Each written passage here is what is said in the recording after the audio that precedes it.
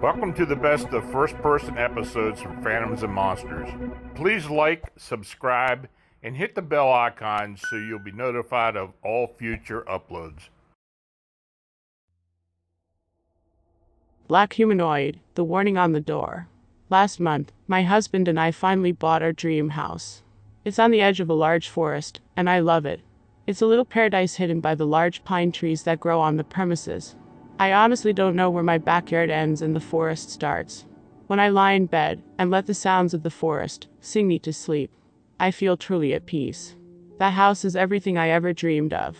I'm a musician and usually I work from home, so for me the transition out of New York City and into the country wasn't too big. My husband, however, had to quit his job. He gave notice last week and still has 1 week to go. We had to leave our old apartment a few days ago, so for the time he stays with a friend, while I have already moved to our new house. This week, it would just be me and our 2 dogs. Now, this situation by itself is not for the faint-hearted. The woods can be scary, especially at night, and it gets pretty lonely out there. But as fate will have it, this week some strange things have started to happen. It all started on Sunday. I was unpacking boxes of our books and CDs when, by accident, I opened a box of Christmas decorations. My husband and I had decided for our unused stuff to be stored in the basement, as it was just a cement hole anyway. A cold, windowless room not much bigger than a walk-in closet. I walked down the wooden stairs and dropped the box in a corner when I noticed there was a small hatch on the wall under the staircase. Initially I got really excited, as I thought it was a safe or something. But then I noticed there was only a latch on it to lock it from the outside. I wondered if it could be a door, but the opening was quite narrow. A small person, such as myself, would maybe fit, but say, my husband, would have trouble fitting through. Stepping closer, I noticed a small plaque that said, "Keep shut at all times." I opened it anyway. There really wasn't anything to see, though. It was really dark inside and the light from the basement was way too dim to light it at all. From inside came a clicking or snapping kind of noise. Not quite rhythmic, but frequent enough that I thought it maybe was some type of machine. I didn't dare sticking my head or limbs in for fear of getting electrocuted or cut in half, so I shut the hatch and resolved to take a look when I'd unpacked my flashlight. The following days, things got pretty weird. On Monday the dogs were going nuts. As soon as the first one stopped barking, the other would start again. They were just barking into nothing, dark corners of the ceilings and rooms that were lit. Tuesday the dogs fortunately had quieted down. However, that night, while making dinner in the kitchen, I heard the same clicking that came from the space behind the hatch. It originated from the corner of the living room that was only barely illuminated by the light from the kitchen. I approached quietly, but when I was about to flip the switch, one of the dogs flew past me and barked at whatever it was that made the noise, and the noise stopped. I turned on the light, but nothing was there. When I called my husband, that night I told him I thought we had an infestation of some sort. Then, at night, things got really weird.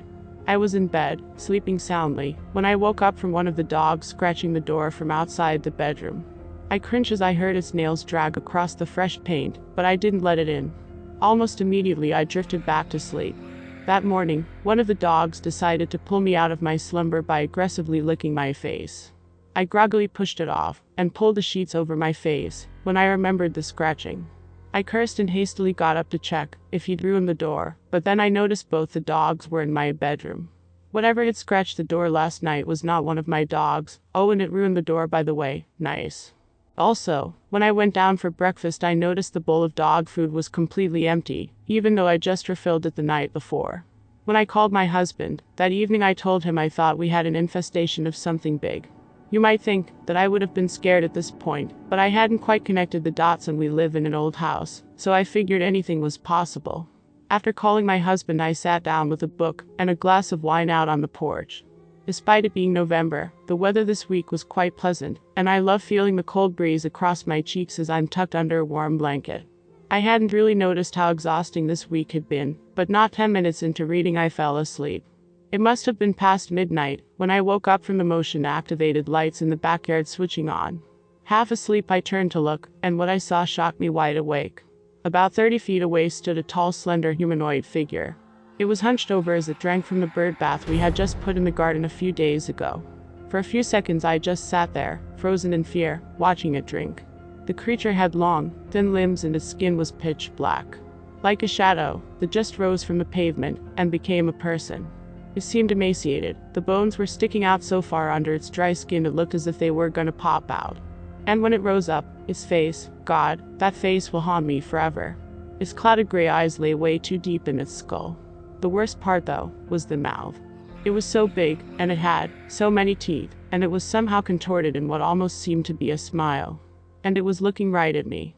For a second I thought that was the end of me, but then it just backed away into the darkness. As it sunk into the shadows it became immediately invisible. I heard the leaves rustle further into the woods, and it was gone. I locked myself and the dogs in the bathroom and quietly cried until sunrise. I eventually gathered up the courage to get out. That was this morning. I called my husband and told him everything. He said he'd come over ASAP. He should be here before dinner. I decided to unpack some more boxes today to take my mind off of it all. But while putting more boxes in the basement, to my horror I discovered the hatch was all the way open. I definitely closed it Sunday. I'm 100% sure. I must not have locked it. Whatever was in there, it's out. S.O.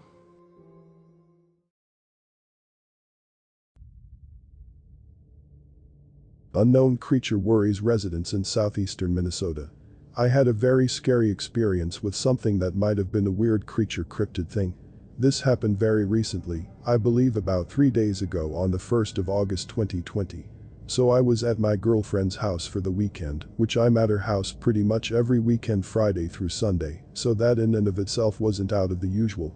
We both recently started college, so she still currently lives with both her mom and dad, and 2 younger brothers. It was between 3:40 a.m. and 4:15 a.m. when the actual creepy stuff began. Everyone else in the house was asleep except for my girlfriend and I, since we always tend to stay up late playing video games or watching movies.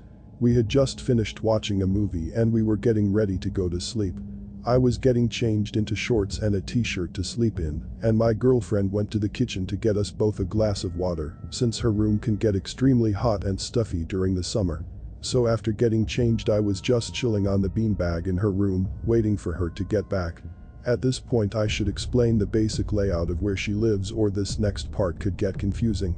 So her house is about 8 minutes out of city limits, and she has a long driveway that goes from the road up a hill that leads to her house. Her house is surrounded by trees and fairly dense forest, and her nearest neighbors are a good couple minutes away. At the end of her driveway is a motion sensor that when activated by movement then makes 3 loud beeps inside the house. Her dad is a fairly high-ranking military man, so he definitely takes precautions and safety measures to ensure his family's safety. So like I said before, she was in the kitchen alone between 3 and 4 a.m. and I was still in her bedroom. Her kitchen is down the hallway and through the living room from where her bedroom is, so she should have been back within just a minute or two. She was taking at least triple the usual amount of time, and right before I was going to head to the kitchen to check on her, she walked around the hallway corner with a worried look on her face. She can be spooked pretty easily, so I wasn't that alarmed at first. She handed me the water and then started to quickly explain why she had taken so long. She pretty much said that while she was at the kitchen sink filling up water, she heard a whining sound from outside the 2 windows next to the sink. She figured it was one of her 2 dogs, and decided to go to the garage to check on them. They were both curled up in their kennel when she opened the door, asleep, and had only just been woken up by her turning the light on to check on them. She told me at that point she was pretty confused and slightly uneasy. She walked back into the kitchen and heard this really deep weird bark coming again from somewhere outside the kitchen windows. And please note that it was 3 or 4 a.m., so it's nearly pitch black outside, especially since the dense trees around their house block out a lot of moonlight. She told me she couldn't see anything, and she hurried back to the room to tell me. I was slightly skeptical at first, since I assumed it was in fact just the dogs, and that my girlfriend was just really tired and tripping out. So I agreed to follow her back to the kitchen. At first I heard nothing for a good 2 minutes. So I decided to try and recreate what she had done. I walk in, turn on the sink, and wait. After another 2 minutes go by, I hear the same freaky whining sound coming from outside the windows. It sounded so much like a wounded animal. I had her turn the lights on in the garage again, which slightly lit up the area outside the windows. But again, no sign of any animals or anything. She turns off the light, and we hear the whining sound getting farther away, almost as if the creature had fled up the hill near the kitchen and towards the forest. That was when we realized that it was scared or sensitive to the lights.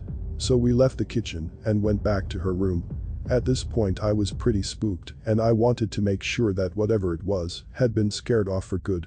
So we go back into the kitchen after a few minutes, both armed with decently sized knives that my girlfriend has in her room for protection. 5 minutes go by in the kitchen and it's just silent. But then the whining starts up again. And then a weird sad barking sound, like something imitating an injured animal, was maybe 10 feet outside the kitchen windows. And in that moment I realized something. There's no reason some creature would try to imitate injured animal sounds unless it wanted to lure us out and cause us harm. So I get slightly pissed off at it and I start yelling at it to go away. It goes silent and I hear very slight movement outside the windows and then a weird sound, almost as if something was moving alongside the wall right under the window. Then whatever it was lets out this really disturbing and unnatural sound, almost like a loud groaning growl hybrid.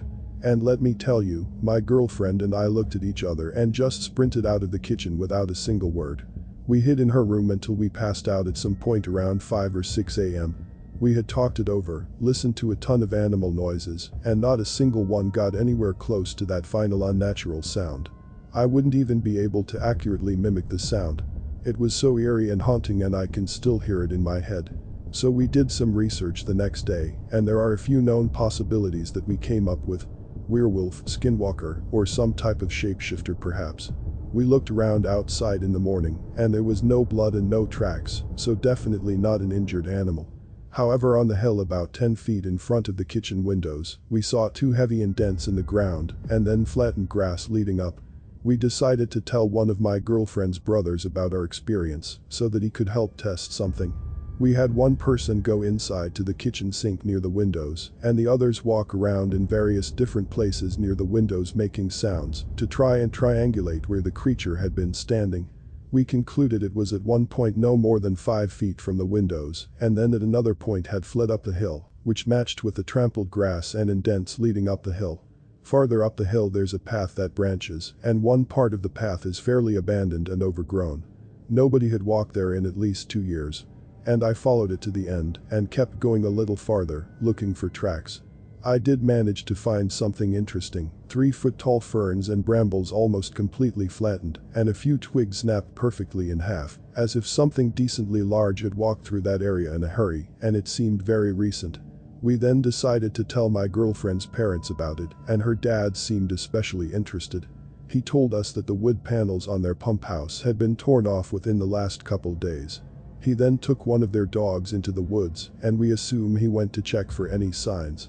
He came back, and about 2 days later he installed a camera right next to the kitchen windows where we heard those sounds. And again, he is a pretty high-ranking military man, and he 100% believed that something was there that night. So if anyone has any input, thoughts, or explanations, that would be really helpful. EL.